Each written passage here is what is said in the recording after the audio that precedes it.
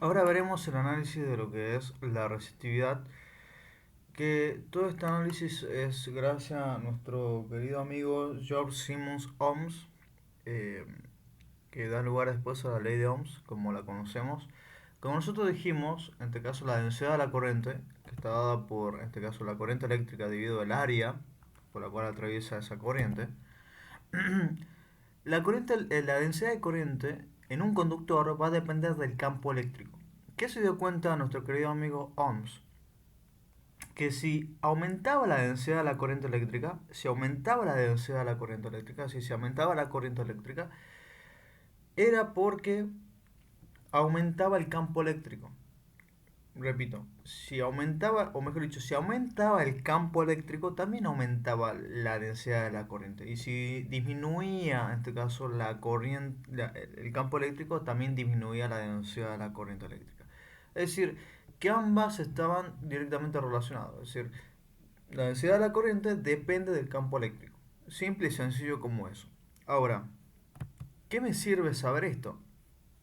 Él también se dio cuenta de algo muy concreto, que ese valor de aumento y disminución, esa relación de dependencia donde la densidad de la corriente depende del campo eléctrico y si aumenta si el campo eléctrico aumenta el doble, también lo va a hacer la densidad de la corriente, va a aumentar también el doble, o si el campo eléctrico aumenta 10 veces, también lo va a hacer la densidad de la corriente, va a aumentar por 10 veces, que esa división que se hace sobre el campo eléctrico y la densidad de la corriente te da lo que se conoce como la resistividad. Para ciertos materiales, en especial los metálicos, a una temperatura dada, la densidad es casi directamente proporcional al campo eléctrico. ¿Qué quiere decir? Que esta división siempre me va a dar un valor. Este valor de división, este valor, se lo conoce como resistividad. La unidad de la resistividad para la sigla internacional en este caso es la unidad de ohms por metros. Está dada por eso. Un conductor perfecto tendría una resistividad igual a cero y un aislante perfecto tendría una resistividad infinita. Más o menos esa es la idea. Es decir, un buen conductor tendría a tener el valor cero acá y un aislante, un dieléctrico tendría que ser muy grande. Sabemos que no hay conductores perfectos, sabemos que no hay aislante perfecto, por eso siempre vamos a tener un valor de resistividad. Para distintos tipos de materiales, por ejemplo la plata tiene una resistividad de 1,47, el cobre tiene una resistividad de 1,72, el oro tiene una resistividad de 2,44 y así el aluminio. Vemos que el que tiene menor resistividad de todos los materiales es la plata, pero no se, por eso la plata y después vemos el cobre que tiene 1,72 por metro. Por eso es el cobre utilizado como material conductor, porque tiene una baja resistividad. Es el segundo de todos los materiales metálicos que tienen baja resistividad, pero en este caso no se utiliza la plata porque es muy caro utilizarlo. Después sigue el oro, el aluminio, el tungsteno, el acero, el plomo.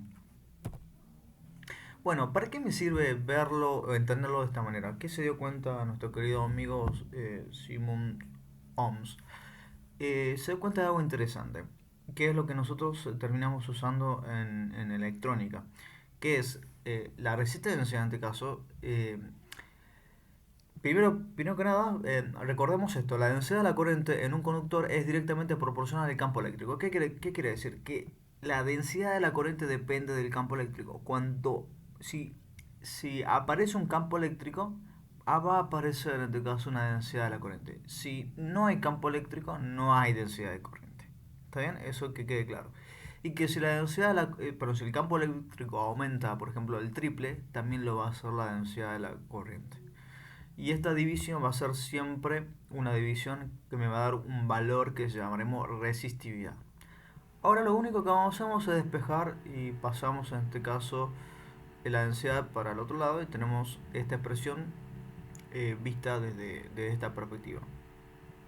Si la magnitud de la densidad de la corriente y el campo eléctrico son uniformes a través del conductor, tenemos lo siguiente. Nosotros sabíamos de antemano que la corriente eléctrica dividido el área nos da la resistividad. Perdón, nos da la densidad de corriente. Esto por un lado, ya lo sabíamos en un apartado anterior lo vimos que la corriente sobre el área nos daba en este caso, densidad de corriente. Y también tenemos nosotros que la tensión sobre una longitud aplicable, sobre un espacio aplicable, es igual al campo eléctrico. También creo que lo hicimos esto. De todas maneras, ustedes ténganme fe, créanme que esto es así. ¿Está bien? Sobre todo esto. Ahora, sabemos que el campo eléctrico, como vimos acá, se puede expresar como esto. Entonces, a donde estaba el campo eléctrico, yo reemplazo esta expresión que tenemos acá. Y como vimos también, la densidad de corriente es corriente sobre, en este caso, área. Entonces, acá también reemplazo corriente sobre área por densidad de corriente. Entonces, a todo esto que está acá me va a quedar lo que vemos acá. Densidad por corriente sobre área. Porque lo que estoy haciendo es reemplazar lo que tengo yo, tanto en la parte izquierda como la de arriba. Me queda toda esta expresión. ¿Está bien? Ahora lo único que hago es despejar. Paso la longitud por el otro lado y me queda en este caso resistividad por longitud sobre área. Bueno, este valor que tengo acá, este valor se lo conoce como resistencia. Este valor que está acá se lo conoce como resistencia. A ver si podemos cambiar, ahí está. Acá tenemos acá la corriente total atraviesa, corriente total es proporcional a la diferencia de potencial. Tenemos que este valor lo llamamos resistencia, que es la relación entre, como vemos acá, la relación entre la longitud, en este caso, de ese material sobre el área de ese material por multiplicado por la resistividad de ese material. Bueno, esto, lo que está acá, lo recibimos como R, lo recibimos así como el valor de la resistencia, que es tensión sobre corriente. Esto que está acá, chicos, esto es la ley de Ohms. A ver, la ley de Ohms vista desde la perspectiva de la resistencia. Pero esto es la ley de Ohms. ¿Por qué? Repito, ¿qué nos decía Ohms? ¿Qué nos dice Ohms? Visto desde los componentes de la resistencia, tensión a corriente, o visto también desde el campo eléctrico, la densidad de la corriente y la resistividad. Estas son dos formas de ver la ley de Ohms. Mejor dicho, esta es la esencia de la ley de Ohms. Después nosotros desarrollamos y llegamos a esto. Pero esto que está acá es la ley de Ohms. Pero también la podemos ver a partir de acá. ¿Qué nos dice? Que si nosotros aumentamos la tensión, también va a aumentar la corriente. Si nosotros disminuimos la tensión, también va a disminuir la corriente. Pero esta división siempre va a ser proporcional. O sea, este aumento siempre va a ser proporcional. Si aumenta el doble de tensión, va a aumentar el doble de corriente. Y si bajamos el doble de tensión, también va a bajar el doble de corriente. Pero esta división siempre se va a mantener constante de forma tal que siempre nos da un valor que le llamamos resistencia. Lo mismo va a pasar acá con el campo eléctrico y la densidad de corriente. Si si el campo eléctrico aumenta el doble o el triple, también va a aumentar la densidad el doble o el triple. Y si se reduce, va a pasar lo mismo. Esto que vemos acá es la ley de Ohms. Nosotros después podemos, y como lo hacemos muchas veces, despejamos esto y usamos a conveniencia lo que nosotros queremos. Por ejemplo, una de las formas de verlo, la ley de Ohms, es así: tensión igual a corriente por resistencia. La ley de Ohms es proporcional, es la proporcionalidad directa de tensión con respecto a corriente, o en este caso, del campo eléctrico respecto a la densidad de corriente. ¿Qué significa que es la proporcionalidad directa? Que tanto tensión como corriente, si aumenta la tensión, directamente va a aumentar la corriente. Y si disminuye la tensión, también va a disminuir la corriente. ¿Está bien? Eso es lo que uno tiene que saber. Ahora vamos para otro apartado que quiero que sepamos, que es lo que conocemos como la resistencia en este caso. Las resistencias que nosotros utilizamos en electrónica son de distintas, como los capacitores que vimos, son también de distintas construcciones, distintos materiales usados. Esta que vemos acá se le conoce como resistencia de composición de carbón. Como vemos acá, tiene primero que nada una configuración cilíndrica donde en el interior tenemos lo que se conoce como composición de carbón, que es carbón compuesto con otros componentes más, con otros agregados más, donde se aglomera, donde se es envasado, digamos, en esta configuración cilíndrica, y donde, como vemos acá, hay una terminal que conecta en este caso a la composición de carbón. y se lo encapsula sobre este encapsulado, que es un encapsulado, en este caso, de un material de cerámica, o también de, de poliéster, o un aislante en sí. Y después es conectado sobre, como vemos acá, dos terminales conductoras. Esto que está acá es una resistencia que se utilizaba antes, ya no se utiliza mucho, y venía, como vemos acá, con las barritas indicadoras de su valor óhmico de resistencia.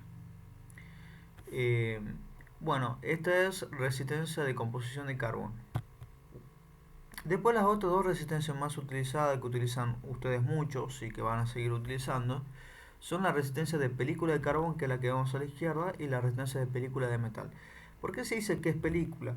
Porque sobre un material que es aislante, como vemos acá, miren lo gris, se pinta, o se dice película porque es como una especie de pintada, de superficial, donde se pinta de carbón, o en este caso o de metal, según cuál tipo de tecnología se utilice, y después se hace un caladito, una especie de recorte cilíndrico, así o espiral, en espiral, donde se hace tanto recorte como valor óhmico se quiera tener.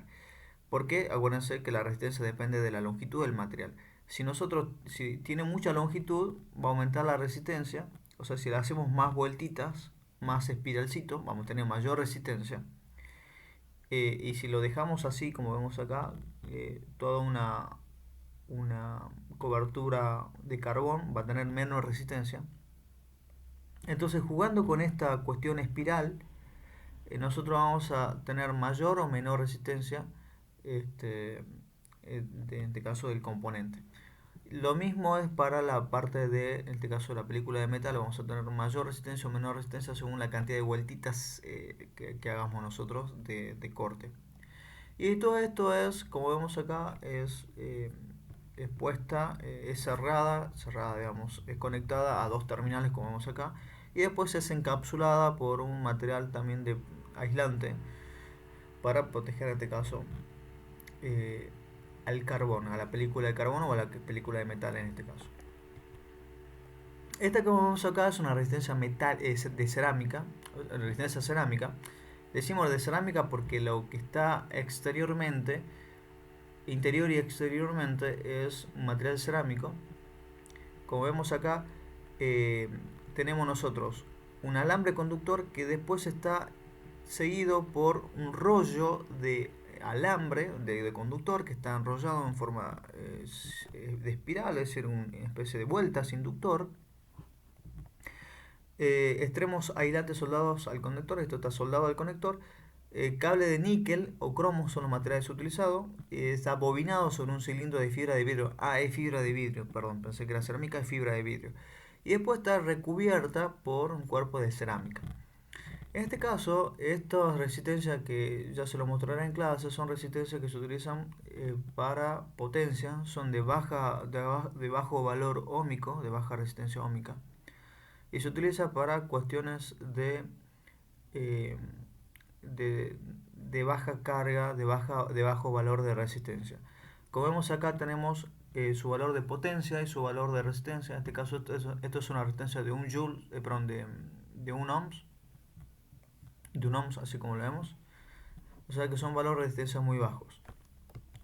Y después otra resistencia que vemos muy comúnmente en la parte industrial son las resistencias SMD, o sea, de montaje superficial. Resistencia de montaje superficial, que son resistencias también de carbón, que son más o menos también es una construcción de carbón que está aglomerado, que está encapsulado sobre, en este caso, sobre este material, y es calado, es acortado según el valor de resistencia que queremos. Estos son los más populares en el ámbito de la industria, son de esta configuración y van soldados, como vemos acá, superficialmente sobre, en este caso, sobre las placas. Después tenemos resistencias variables. Resistencia tipo preset, como vemos acá, y resistencia potenciómetro, que llamamos comúnmente, que es en este caso una construcción, como vemos acá, donde tenemos una perilla donde se mueve interiormente este, lo que sería el área y la longitud, en este caso, de la construcción interna de esta resistencia. Acá en ambas nosotros podemos variar el valor de la resistencia, o sea, el valor óhmico. Variamos y ahí obtenemos el valor de resistencia que nosotros queremos. Y después están lo que serían las resistencias variables no lineales, es decir, que no varían siguiendo la ley de Ohms, no lo hace siguiendo la ley de Ohms. Por eso, como dije, la ley de Ohms, creo que lo dije en clase, no es una ley universal, no sigue los comportamientos para todos los materiales. Y estas resistencias que también son variables no siguen el comportamiento de la ley de Ohms.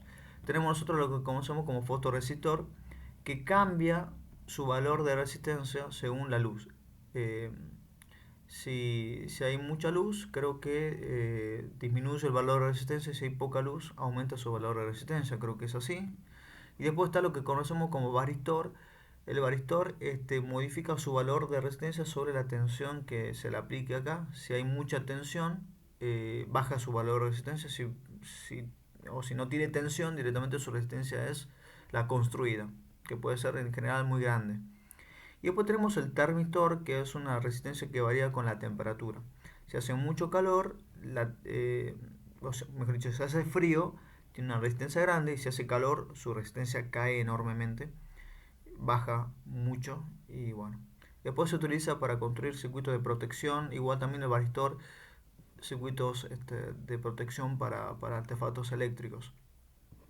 Esto se utiliza mucho en los aire acondicionados, en las planchitas de pelo, y muchos otros circuitos que levantan temperatura para que no eleven demasiado la temperatura y no quemen. Bueno, esto se lo pone para protección, para cortar el paso de la energía. Y esto se utiliza más que nada como sensor. Bueno, esto es todo por esta clase.